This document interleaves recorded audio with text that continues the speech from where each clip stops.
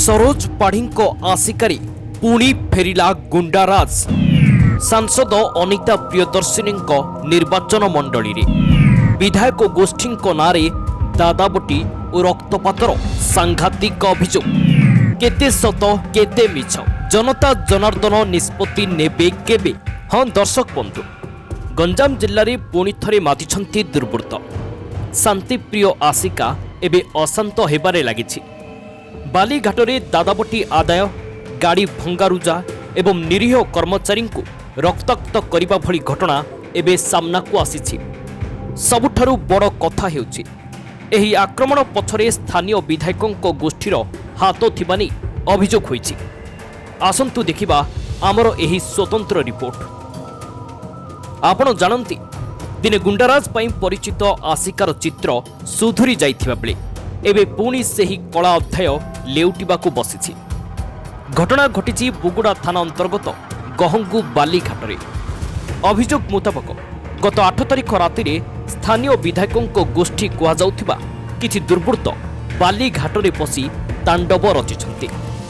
दादाबटी पई आक्रमण। लीज बालीघाटरे बाली चालाण बेले बटी न देबारु हाईवा चालकों को मरणात्मक आक्रमण करा जायछि। अनिल परिडा, कालुचरण नाहक एवं पूर्णचंद्र महांती समेत पाखापाखि 20 जन गुंडा मारणास्त्र धरी लंकाकांड घटाइथिबा अभियोग होइछि। दुईटी हाईवा OD 32 K1636 एवं OD 07 AN 9817 रो काच भांगी चुरमार करने सह चालकों पकेट्रु प्राय 15,000 टंकारु अधिक टंका लुटि नहीं दुर्बृत्त। एही घटना पर स्थानीय लोकों मध्य भय और असंतोष खेली जाइछि।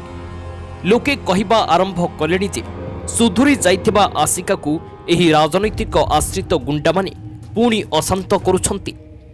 विधायकों नाम नहीं किसी व्यक्ति खोला खोली भावे बाली माफिया साजी लोकों को धमकाउथिबा नै चर्चा जोर धरिछि। बुगुड़ा थाना रे FIR रुजु होइछि। पुलिस विभिन्न सांघातिक धारारे मामला मध्य दायर करिछि।